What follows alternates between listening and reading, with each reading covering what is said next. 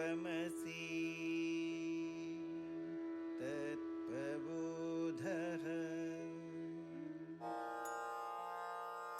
ॐ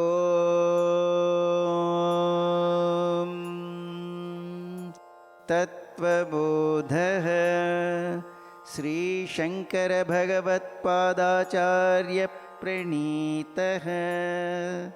हरिः ఓం. తత్వబోధ ఆదిశంకరాచార్యులు వారు రచించిన ఒక ప్రసిద్ధి చెందిన ప్రాథమిక వేదాంత గ్రంథము. సాధకుని అర్హతల నుంచి ప్రారంభమై ఇది ఆత్మ, బ్రహ్మము వంటి ముఖ్యమైన సత్యాలను సులభంగా అర్థమయ్యే విధంగా వివరించి మనకు మన నిజమైన స్వరూపాన్ని తెలుసుకునే దిశగా మార్గనిర్దేశం చేస్తుంది. నేను అందుబాటులో ఉన్న బుక్స్, సోర్సెస్ మరియు గూగుల్ ట్రాన్స్లేటర్ సహాయంతో ఇంగ్లీష్ అర్థాన్ని తెలుగులోకి అనువదించడానికి ప్రయత్నించాను. సరైన అవగాహన కోసం స్వామి తేజోమయానంద గారి తత్వబోధ అనే పుస్తకము బాగా ఉపయోగపడుతుందని నేను అనుకుంటున్నాను. తత్వబోధలో విషయాలు ఒక క్రమబద్ధమైన విధానంలో ఇవ్వబడ్డాయి.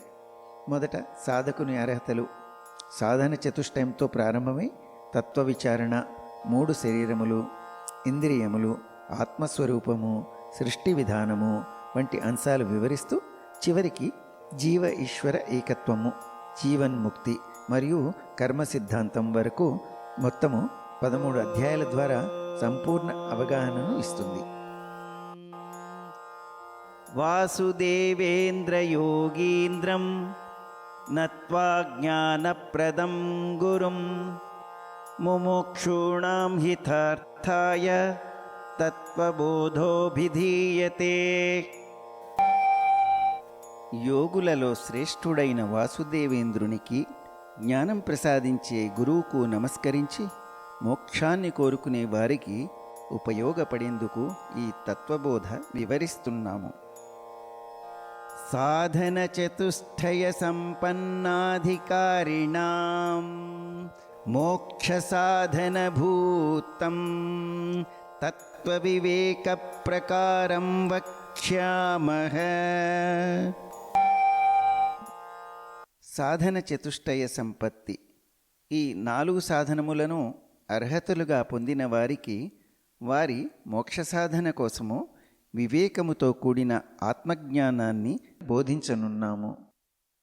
సాధన చతుష్టయం కిం నిత్యానిత్యవస్తు వివేకః ఈహాముత్రార్థఫలభోగ విరాగః శమాదిషట్క సంపత్తిః ముముక్షుత్వం చేత్తి.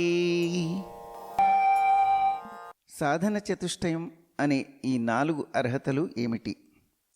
శాశ్వతమైన, అశాశ్వతమైన వాటి మధ్య తేడాను గుర్తించే వివేకము, ఇహలోకములోనూ పరలోకములోనూ కర్మఫలముల పట్ల ఆసక్తి లేకపోవడము, షట్క సంపత్తులు అనగా శమము, మనస్సుపై నియంత్రణ గుణముతో ప్రారంభమయ్యే మరో 6 సద్గుణములు, మరియు మోక్షాన్ని పొందాలని తీవ్ర తపన.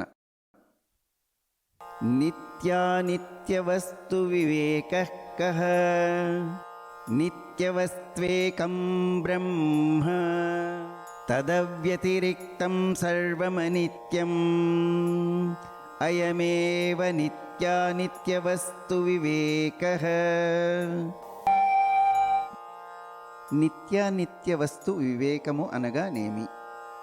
శాశ్వతమైన, అశాశ్వతమైన వాటి మధ్య తేడాను గుర్తించి బ్రహ్మమే నిత్యము, మిగతా అంతా అనిత్యము అని తెలుసుకోవటమే నిత్యానిత్య వస్తు వివేకము. విరాగః కః ఇహ స్వర్గభోగేషు ఇచ్ఛారాహిత్యం. వైరాగ్యము అంటే ఏమిటి? ఈ లోకమునందు స్వర్గములోనూ లభించే సుఖాల పట్ల ఆసక్తి లేకపోవడమే వైరాగ్యము. శమాది సాధన సంపత్తికా శమోదమ ఉపరతి స్థితిక్ష శ్రద్ధా సమాధానం చైతి. శమాది సద్గుణ సంపద అనగానేమి? అవి శమము, దమము, ఉపరమము, తితిక్ష, శ్రద్ధ మరియు సమాధానము అనే 6 గుణములు. శమః మనోనిగ్రహః. శమము అంటే ఏమిటి? మనస్సు పూర్తిగా అదుపులో ఉంచే గుణము శమము. దమః చక్షురాది బాహ్యేంద్రియ నిగ్రహః. దమము అంటే ఏమిటి? కళ్ళు మొదలైన ఇంద్రియాలపై దృఢమైన నియంత్రణ కలిగి ఉండటమును దమము అంటారు. ఉపరమః స్వధర్మానుష్ఠానమేవ. ఉపరమము అంటే ఏమిటి? తన స్వధర్మాన్ని, తన కర్తవ్యాన్ని నియమంగా ఆచరించుటను ఉపరమము అంటారు. తితిక్షక శీతోష్ణ సుఖ దుఃఖాది సహిష్ణుత్వం. తితిక్ష అంటే ఏమిటి? వేడినైనా చలినైనా, సుఖమునందైనా దుఃఖమునందైనా ఒకే విధముగా ఉండగలిగే గుణమును తితిక్ష అని అంటారు. శ్రద్ధా కీదృశీ గురువేదాంత వాక్యాదిషు విశ్వాస శ్రద్ధ. శ్రద్ధ యొక్క స్వభావం ఏమిటి? గురువు మాటలపై, శాస్త్రముల బోధనలపై సంపూర్ణ విశ్వాసం కలిగి ఉండటాన్ని శ్రద్ధ అని అంటారు. సమాధానం కిం చిత్తైకాగ్రత.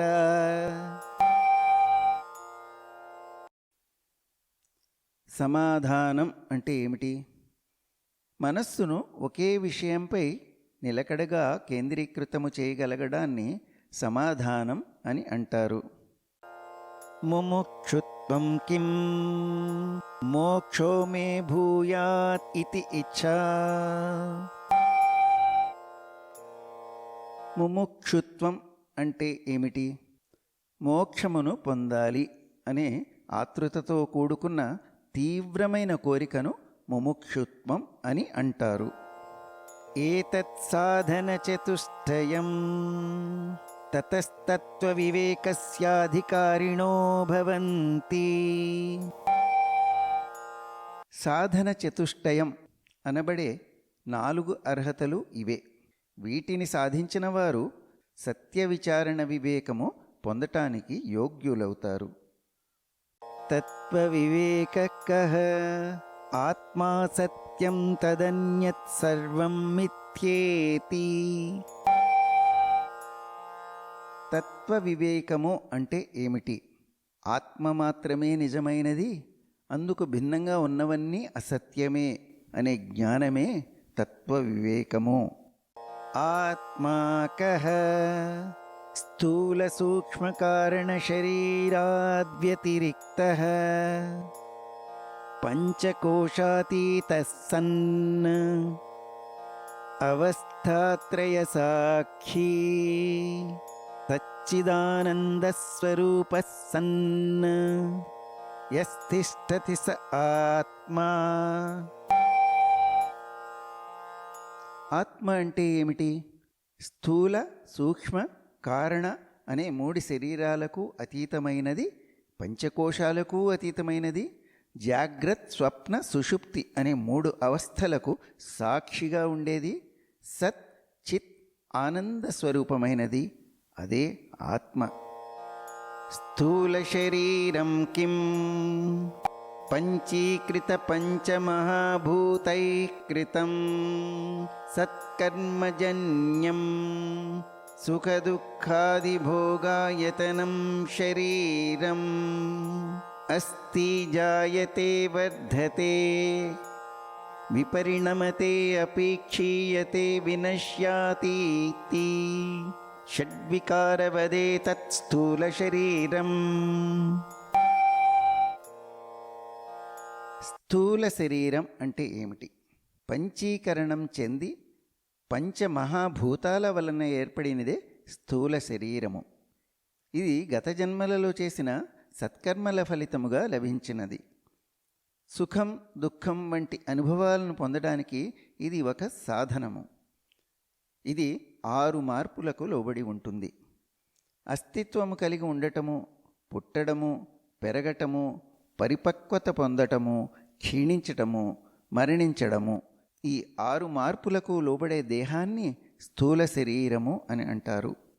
పంచీకరణ ప్రక్రియ అంటే పంచవిభజన లేదా 5 సార్లు కలయిక.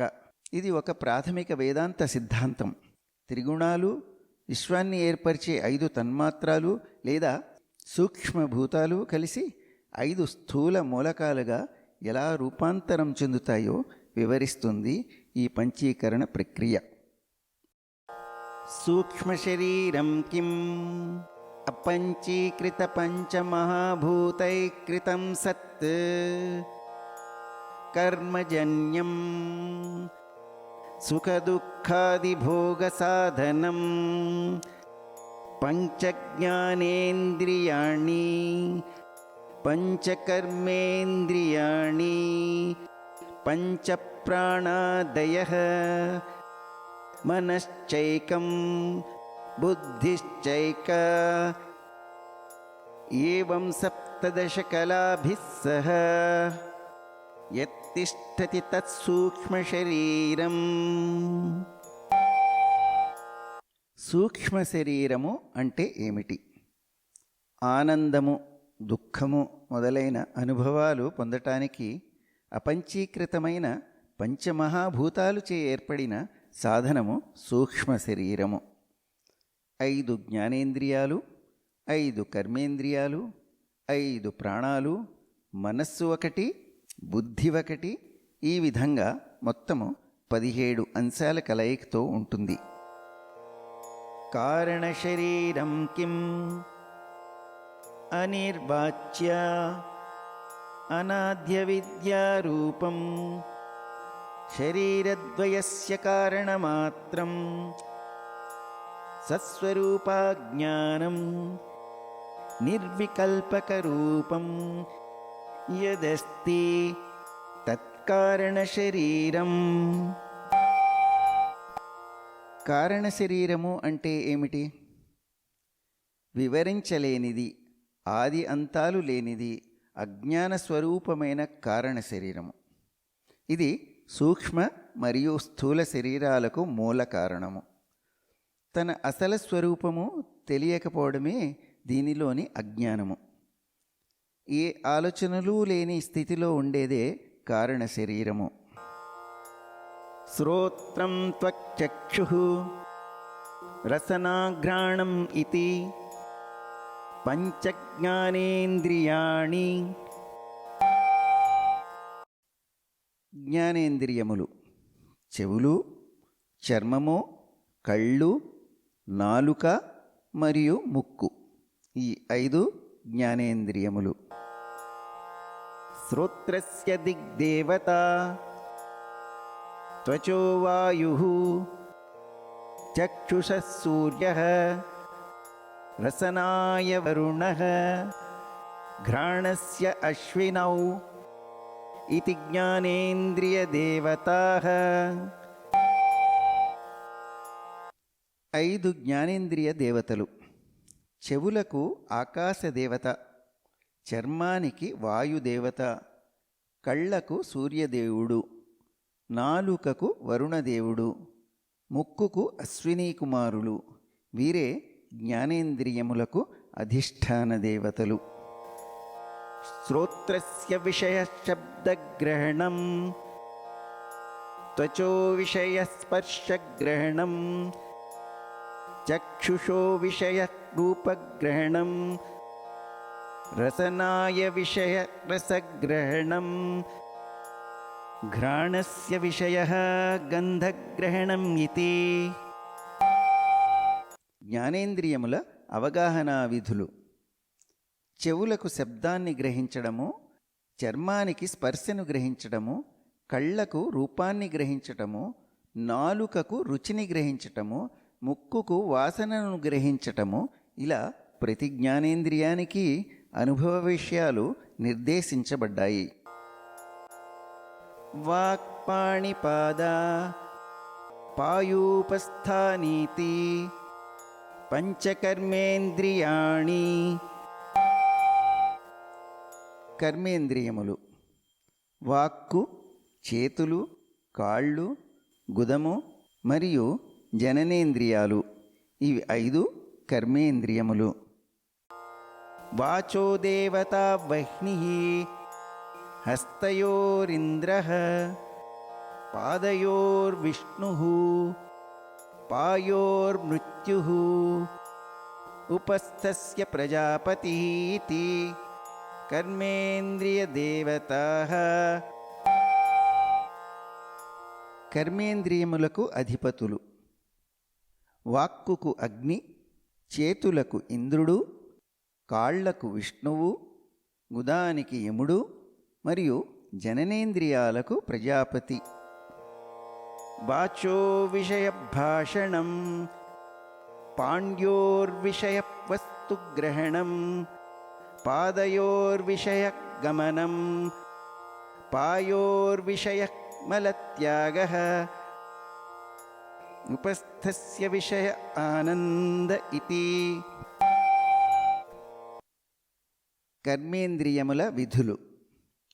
వాక్కు మాట్లాడటం కోసము, చేతులు వస్తువులను పట్టుకొనటం కోసము, కాళ్ళు నడవటం కోసము, పాయువు మల విసర్జన కోసము మరియు జననేంద్రియాలు సంతానోత్పత్తి సుఖం కోసము ఉపయోగపడతాయి. అవస్థాత్రయం కిం జాగ్రత్ స్వప్న సుషుప్త్యావస్థాః. అవస్థాత్రయము అనబడే ఆ 3 స్థితులు ఏమిటి? అవి జాగ్రత్తావస్థ అనగా మెలకువగా ఉండే స్థితి, స్వప్నావస్థ అనగా కలలకంటున్న స్థితి మరియు సుషుప్తావస్థ అనగా గాఢనిద్రాస్థితి. జాగ్రత్తవస్థాకా శ్రోత్రాదిజ్ఞానైంద్రియైః శబ్దాదివిషయైశ్చ జ్ఞాయతే ఇతి యా సజాగ్రత్తవస్థా స్థూలశరీరాభిమానీ ఆత్మా విశ్వ ఇత్యుచ్యతే. జాగ్రత్త అవస్థ అంటే ఏమిటి? చెవులు వంటి జ్ఞానేంద్రియాల ద్వారా శబ్దం వంటి ఇంద్రియ వస్తువుల్ని గ్రహించే అనుభవ స్థితియే జాగ్రత్త స్థితి. అలా స్థూల శరీరంతో తాదాత్మ్యము చెందిన ఆత్మను లౌకిక ప్రపంచమని లేదా విశ్వమని అంటారు. స్వప్నావస్థాకేతి చేత్ జాగ్రత్తవస్థాయాం యద్దృష్టం యత్శ్రుతం తజ్జనితవాసనయా నిద్రాసమయే యప్రపంచ ప్రతీయతే సా స్వప్నావస్థా సూక్ష్మశరీరాభిమానీ ఆత్మా తైజస్ ఇత్యుచ్యతే.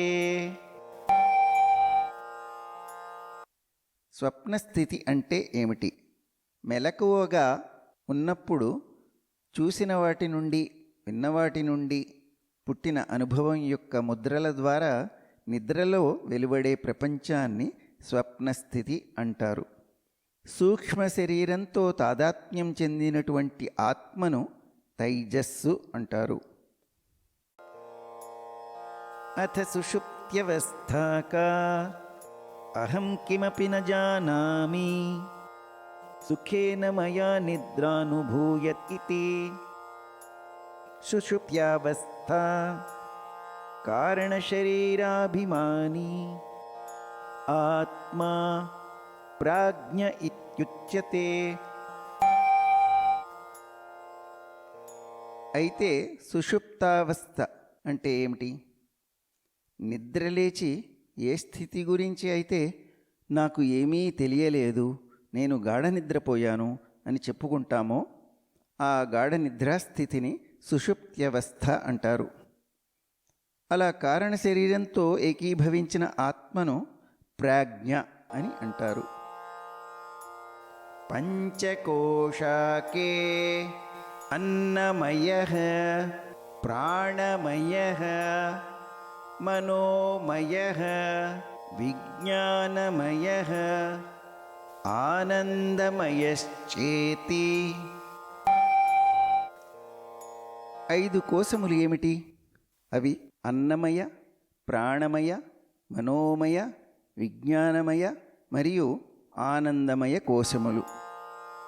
అన్నమయ కః అన్నరసైనైవ భూత్వా అన్నరసైనైవ వృద్ధిం ప్రాప్య అన్నరూప పృథివ్యాం యద్విలీయతే తదన్నమయ కోశః స్థూల శరీరం. అన్నమయ కోశము అంటే ఏమిటి?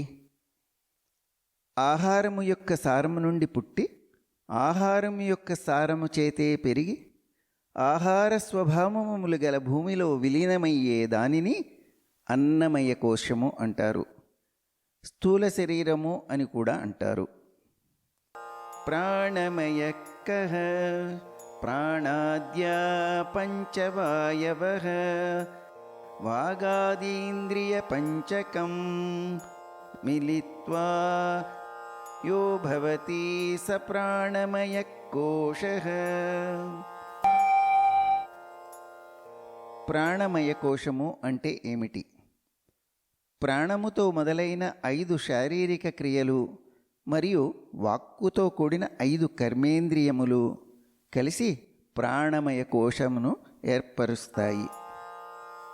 మనోమయ కః మనశ్చ జ్ఞానేంద్రియ పంచకం మిలిత్వా యో భవతి స మనోమయ కోశః. మనోమయ కోశము అంటే ఏమిటి? మనస్సు మరియు పంచేంద్రియాలు కలిసి మరొక మానసిక పొరను ఏర్పరుస్తాయి. దానినే మనోమయ కోశము అని అంటారు. విజ్ఞానమయ కః బుద్ధి జ్ఞానేంద్రియ పంచకం మిలిత్వా యో భవతి స విజ్ఞానమయ కోశః. విజ్ఞానమయ కోశము అంటే ఏమిటి? బుద్ధి 5 జ్ఞానేంద్రియములతో కలిసి విజ్ఞానమయ కోశమును ఏర్పరుస్తుంది. ఈ కోశము మనస్సుని నియంత్రిస్తుంది. ఆలోచనలను విశ్లేషించడము, వాటిని వర్గీకరించడము, వాటికి తర్కాన్ని అన్వయించడము వంటి శక్తులు దీనికి ఉన్నాయి. వేదాంత సాధనలోని అధిక భాగము ఈ కోశములోనే జరుగుతూ ఉంటుంది. ఆనందమయ కః ఏవమేవ కారణశరీరభూత అవిద్యాస్తమలిన సత్వం ప్రియాదివృత్తి సహితం సత్ ఆనందమయ కోశః ఏతత్ కోశ పంచకం. ఆనందమయ కోశము అంటే ఏమిటి? కారణ శరీర రూపమైన అశుద్ధ స్వభావము గల అవిద్య అనే అజ్ఞానంలో స్థిరబడి భోగ వస్తువుల వంటి వాటి గురించిన ఆలోచనలతో ఏర్పడుతుంది ఈ ఆనందమయ కోశము. ఇవే 5 పంచకోశములు. మదీయం శరీరం మదీయా ప్రాణాః మదీయం మనశ్చ మదీయా బుద్ధిః మదీయం అజ్ఞానమితి స్వేనైవ జ్ఞాయతే తద్యథా మదీయత్వేన జ్ఞాతం కటకకుండలగృహాదికం స్వస్మాద్భిన్నం తథా పంచకోశాదికం స్వస్మాద్భిన్నం మదీయత్వేన జ్ఞాతం ఆత్మా న భవతి. ఆత్మ కానివి అయోమయం. గాజులు, చెవిపోగులు, ఇల్లు మొదలైనవి నావి అని పిలువబడినా అవన్నీ జ్ఞాత అయిన నేనుకు భిన్నమైనవి. అదేవిధంగా పంచేంద్రియాలు మొదలైనవి ఒకరికి నా శరీరము, నా ప్రాణాలు, నా మనస్సు, నా బుద్ధి మరియు నా జ్ఞానముగా తెలుస్తాయి. మరి అవి కూడా నేనుకు భిన్నమైనవే. అందువలన అవన్నీ కూడా నేను కాదు. అవి ఏవి ఆత్మ కాజాలవు. ఆత్మాతర్హి కః సచ్చిదానందస్వరూపః. అయితే ఆత్మ ఏమిటి? అస్తిత్వము, చైతన్యము, ఆనందము కలిసి ఉన్న స్వరూపమే ఆత్మ. అది సత్ చిత్ ఆనందమైనది. సత్ అస్తిత్వము నిజమైన సత్యం, ఎప్పటికీ ఉండే తత్వం. చిత్ చైతన్యము, జ్ఞానం, అవగాహన, చైతన్య స్వరూపం. ఆనందము పరమసుఖం, నిరంతర ఆనందస్థితి. ఈ మూడు కలిసిన స్వరూపమే ఆత్మ లేదా బ్రహ్మము లేదా పరమాత్మ. సత్కిం కాలత్రయేపి తిష్టతీతి సత్. సత్ అంటే ఏమిటి? గతము, వర్తమానము, భవిష్యత్తు ఈ మూడు కాలములలోనూ మార్పు లేకుండా ఉండేదే సత్ అస్తిత్వము. చిత్ కిం జ్ఞానస్వరూపః. ఎప్పటికీ ఉండే తత్వము, నిజమైన సత్యము. చిత్ అంటే ఏమిటి? అది సంపూర్ణ జ్ఞాన స్వభావము కలది. ఆ చైతన్యమే చిత్. జ్ఞానం, అవగాహన, చైతన్య స్వరూపం. ఆనందః సుఖస్వరూపః. ఆనందం అంటే ఏమిటి? సంపూర్ణ సుఖము వలన కలిగే సంతోషమే ఆనందము. పరమసుఖం నిరంతర ఆనందస్థితి. ఏవం సచ్చిదానందస్వరూపం స్వాత్మానం విజానీయాత్. అందువలన ప్రతి ఒక్కరూ తమని తాము సచ్చిత్ ఆనంద స్వరూపములుగా తెలుసుకోవాలి. స్థిరమైన అస్తిత్వము, సంపూర్ణ జ్ఞాన స్వభావము గల ఆనంద స్వరూపముగా తమని తాము గుర్తించాలి. సచ్చిత్ ఆనందములు కలిసి ఉన్న స్వరూపమే ఆత్మ లేదా బ్రహ్మ లేదా పరమాత్మ. అథ చతుర్వింశతి తత్వోత్పత్తి ప్రకారం వక్ష్యామః. ఇప్పుడు మనం ఈ విశ్వమును రూపొందించే 24 కారకాలను వివరిద్దాము. బ్రహ్మాశ్రయ సత్వరజస్తమో గుణాత్మిక మాయా అస్తి. మాయ అది బ్రహ్మముపై ఆధారపడి సత్వ, రజో మరియు తమో అనే 3 గుణాల స్వభావము కలిగి ఉంటుంది. అలా మాయ అస్తిత్వములోకి వస్తుంది. తతః ఆకాశః సంభూతః. ఆకాశాద్ వాయుః. వాయోస్తేజః. తేజస ఆపః. అబ్ధయ పృథివీ. పంచతత్వముల ఆవిర్భావము. ఆ మాయ నుండి ఆకాశం పుట్టింది. ఆకాశం నుండి గాలి, గాలి నుండి అగ్ని, అగ్ని నుండి నీరు, నీటి నుండి భూమి జనించింది. ఏతేషాం పంచతత్వానాం మధ్యే ఆకాశస్య సాత్వికాంశాత్ శ్రోత్రేంద్రియం సంభూతం. వాయో సాత్వికాంశాత్ త్వగీంద్రియం సంభూతం. ఈ 5 పంచతత్వాలతో ఆకాశం యొక్క సాత్వికాంశం నుండి వినికిడి అవయవం చెవి ఉద్భవించింది. గాలి యొక్క సాత్విక అంశం నుండి స్పర్శ అవయవం చర్మం ఉద్భవించింది.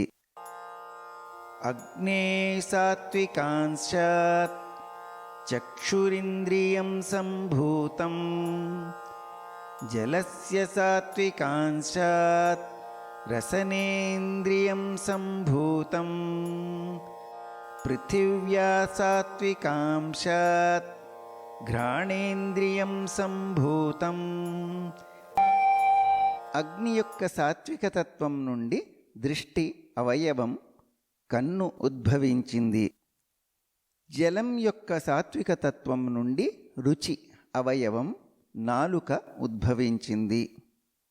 భూమి యొక్క సాత్విక తత్వం నుండి వాసన అవయవం ముక్కు ఉద్భవించింది.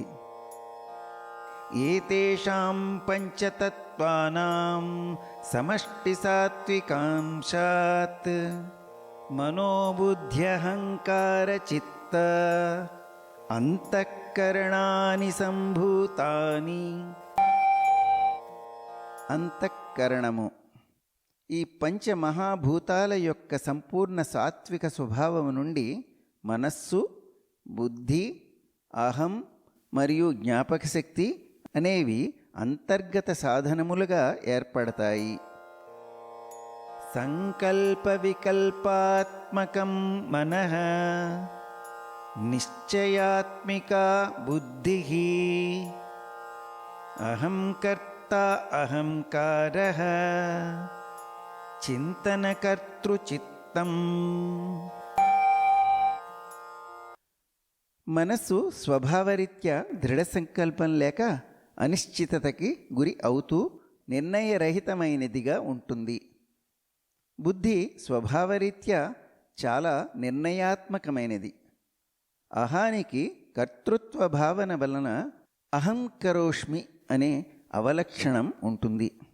జ్ఞాపక శక్తి ఆలోచించడానికి మరియు గుర్తు చేసుకొనడానికి దోహదపడుతుంది, నియంత్రిస్తుంది. మనసో దేవతా చంద్రమాః బుద్ధే బ్రహ్మ అహంకారస్య రుద్రః చిత్తస్య వాసుదేవః. అంతఃకరణ దేవతలు. మనస్సుకు అధిపతి చంద్రుడు, బుద్ధికి అధిపతి సృష్టికర్త, అహమునకు అధిపతి రుద్రుడు మరియు స్మృతికి అధిపతి వాసుదేవుడు. ఏతేషాం పంచతత్వానాం మధ్యే ఆకాశస్య రాజసాంసాత్ వాగేంద్రియం సంభూతం, వాయోః రాజసాంసాత్ పాణీంద్రియం సంభూతం, మన్యేః రాజసాంసాత్ పాదేంద్రియం సంభూతం, జలస్య రాజసాంసాత్ ఉపస్థేంద్రియం సంభూతం, పృథివ్యా రాజసాంసాత్ ఉదేంద్రియం సంభూతం. రజోతత్వము కర్మేంద్రియములు. ఈ 5 పంచతత్వముల్లో లేదా సూక్ష్మ మూలకాలలో ఆకాశం యొక్క రజోతత్వం నుండి వాక్కు నాలుక ఉద్భవించింది. వాయువు యొక్క రజోతత్వం నుండి గ్రహించే అవయవం చేతులు ఉద్భవించాయి. అగ్ని యొక్క రజోతత్వం నుండి నడిచే అవయవం కాళ్ళు ఉద్భవించాయి. నీటి యొక్క రజోతత్వం నుండి సంతానోత్పత్తి కోసం జ్ఞానేంద్రియాలు ఉద్భవించాయి. భూమి యొక్క రజోతత్వం నుండి విసర్జన అవయవం గుదము ఉద్భవించినది. ఏతేషాం సమష్టిరాజసాంశాత్ పంచప్రాణాః సంభూతాః. ప్రాణవాయువులు. వీటి సంయుక్త రజోగుణము నుండి పంచప్రాణములు అనగా 5 జీవవాయువులు ఏర్పడుతాయి. ఏతేషాం పంచతత్వానాం తామసాంశాత్ పంచీకృత పంచతత్వాని భవంతి. స్థూల శరీరానికి స్థూల తత్వాలు. ఈ 5 మహాభూతాల తామసిక అంశం నుండి పంచీకృతమైన స్థూలమైన 5 తత్వాలు జన్మిస్తాయి. పంచీకరణం కథం ఇతి చేత్ ఏతేషాం పంచమహాభూతానాం తామసాంసస్వరూపం ఏకమేకం భూతం ద్విధా విభజ్య ఏకమేకమర్ధం పృథక్ తూష్ణీం వ్యవస్థాప్య అపరమపరమర్ధం చతుర్థాం విభజ్య స్వార్థమన్యేషు అర్ధేషు స్వభాగచతుష్టయ సంయోజనం కార్యం తదా పంచీకరణం భవతి. ఈ స్థూలీకరణ ప్రక్రియను పంచీకరణం అని అంటారు. ఈ ప్రక్రియ ఎలా సంభవిస్తుందంటే, ఈ 5 మహాభూతాలలో ప్రతి భూతము దాని తామసిక స్వభావం వల్ల 2 సమాన భాగాలుగా విభజింపబడుతుంది. ప్రతిదానిలో ఒక సగము చెక్కు చెదరకుండా ఉంటుంది. ప్రతిదానిలో రెండవ సగము 4 సమాన భాగాలుగా విభజించబడుతుంది. దాని స్వంత చెక్కు చెదరని సగానికి మిగిలిన వాటి ప్రతిదాని యొక్క రెండవ సగము నుండి ఈ పావు భాగాలలో ఒకటి కలిసిపోతుంది. అప్పుడు పంచీకరణ ప్రక్రియ పూర్తి అవుతుంది. ఏతేభ్య పంచీకృత పంచమహాభూతేభ్య స్థూల శరీరం భవతి. ఈ విధముగా 5 పంచమహాభూతముల నుండి ఏర్పడిన ఈ 5 పంచీకృతమై స్థూలీకరింపబడిన పునర్నిర్మిత మూలకాల నుండి మొత్తం స్థూల శరీరం ఏర్పడుతుంది. ఏవం పిండ బ్రహ్మాండయోః ఐక్యం సంభూతం. ఈ విధంగా సూక్ష్మ ప్రపంచానికి స్థూల ప్రపంచానికి మధ్య సంపూర్ణ సారూప్యత, ఐక్యత కనిపిస్తుంది. స్థూల శరీరాభిమానీ జీవనామకం బ్రహ్మ ప్రతిబింబం భవతి స ఏవ జీవః ప్రకృత్యా స్వస్మాత్ ఈశ్వరం భిన్నత్వేన జానాతి. జీవుడు ఎవరు? స్థూల శరీరంతో తనని తాను ఏకీభవింపజేసుకుంటూ జీవుడుగా పిలువబడుతున్న ఈ జీవి బ్రహ్మము యొక్క ప్రతిబింబమే. కానీ ఈ జీవుడు తన స్వభావరీత్యా సృష్టికర్త అయిన ఈశ్వరుడి నుండి తాను భిన్నమైన వాడినని భావించుకుంటాడు.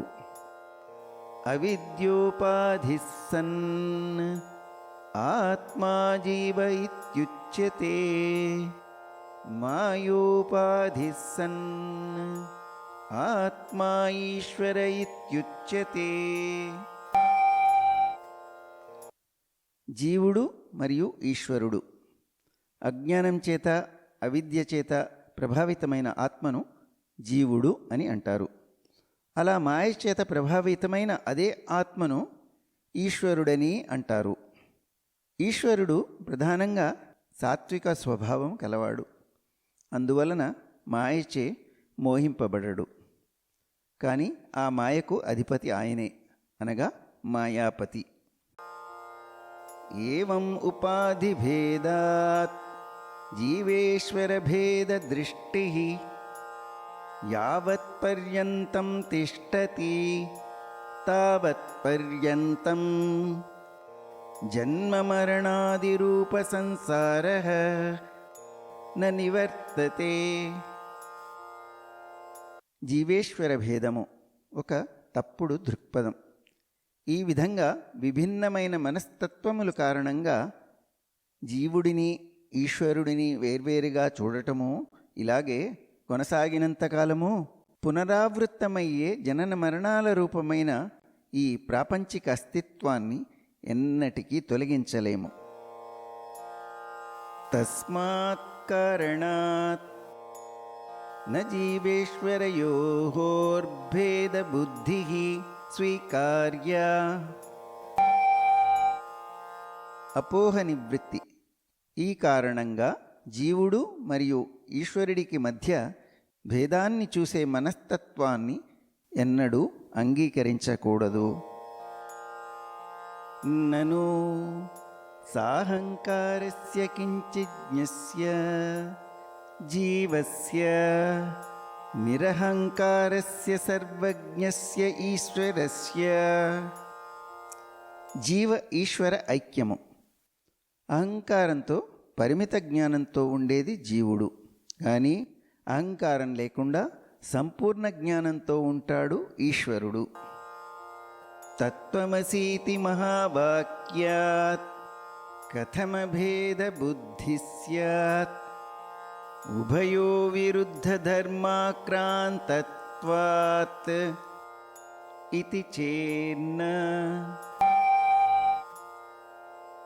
తత్వం అసి మహావాక్యములో పరస్పర విరుద్ధమైన లక్షణాలు కలిగిన ఈ రెండు విషయాల మధ్య సమానత్వం ఎలా ఉండగలదు? అటువంటి సందేహము ఏమైనా ఉందా? సందేహం వద్దు, అది వాస్తవము కాదు. స్థూల సూక్ష్మ శరీరాభిమానీ త్వం పదవాచ్యార్థః ఉపాధి వినిర్ముక్తం సమాధిదశా సంపన్నం శుద్ధం చైతన్యం త్వం పదలక్ష్యార్థః. త్వం నీవు అనే పదానికి అర్థము స్థూలమైన మరియు సూక్ష్మమైన శరీరాలతో తాదాత్మ్యము చెందటమనేదే త్వం అనే పదానికి అక్షరార్థము. ఇక అన్ని బంధనముల నుండి విముక్తి పొంది సమాధి స్థితిలో అనగా శుద్ధ చైతన్య స్థితిలో ఉండటమనేది త్వం అనే పదానికి అంతరార్థము. ఏవం సర్వజ్ఞత్వాది విశిష్ట ఈశ్వరః తత్పదవాచ్యార్థః ఉపాధిశూన్యం శుద్ధ చైతన్యం తత్పదలక్ష్యార్థః.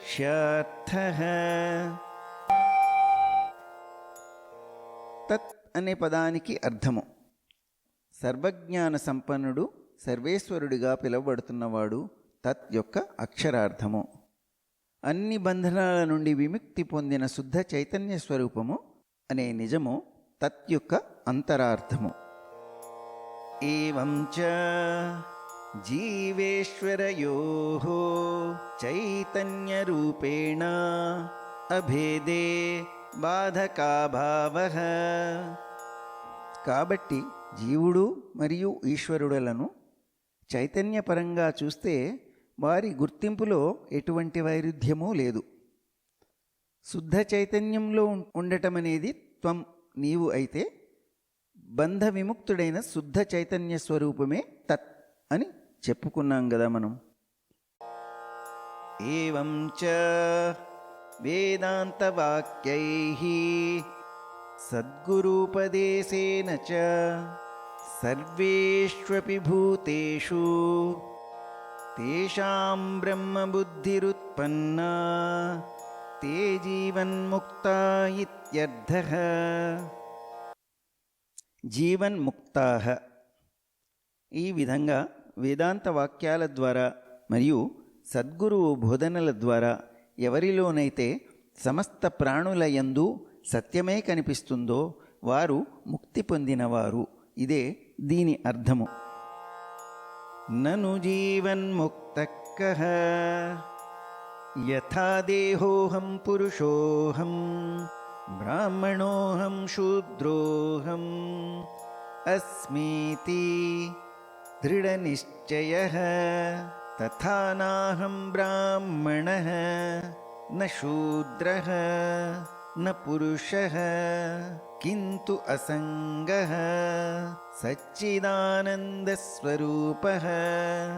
ప్రకాశస్వరూపః సర్వాంతర్యామి చిదాకాశరూపో అస్మీతి దృఢనిశ్చయరూపః అపరోక్షజ్ఞానవాన్ జీవన్ముక్తః. అయితే జీవన్ముక్తుడు అంటే ఎవరు? ఎలాగైతే నేను దేహమును, నేను పురుషుడను, నేను బ్రాహ్మణుడను లేదా నేను శూద్రుడను అనే దృఢమైన నమ్మకం ఒకరికి ఉంటుందో, లేదా అదేవిధంగా నేను బ్రాహ్మణుడను కాదు, నేను శూద్రుడను కాను, నేను పురుషుడను కాను అనే దృఢమైన భావన ఉంటుందో, ఇక దానికి బదులుగా ఎవరైతే నేను అనాసక్తుడను, నేను సచ్చిత్ ఆనంద స్వరూపుడను, నేను తేజోస్వరూపుడను, నేను సర్వాంతర్యామిని, నేను నిరాకార చైతన్యుడను అనే దృఢమైన నమ్మకం ఉంటుందో, అలాంటి ప్రత్యక్ష అనుభవాన్ని, నమ్మకాన్ని పొందినవాడినే జీవన్ముక్తుడు అని అంటారు. బ్రహ్మైవాహమస్మీతి అపరోక్షజ్ఞానేన నిఖిల కర్మబంధ వినుర్ముక్త స్యాత్. నేను బ్రహ్మాన్ని మాత్రమే అని ఈ విధంగా అపరోక్ష అనగా ప్రత్యక్ష జ్ఞానం ద్వారా సమస్త కర్మబంధనముల నుండి విముక్తుడైన వాడు ముక్తిని పొందుతాడు. అతనే జీవన్ముక్తుడు.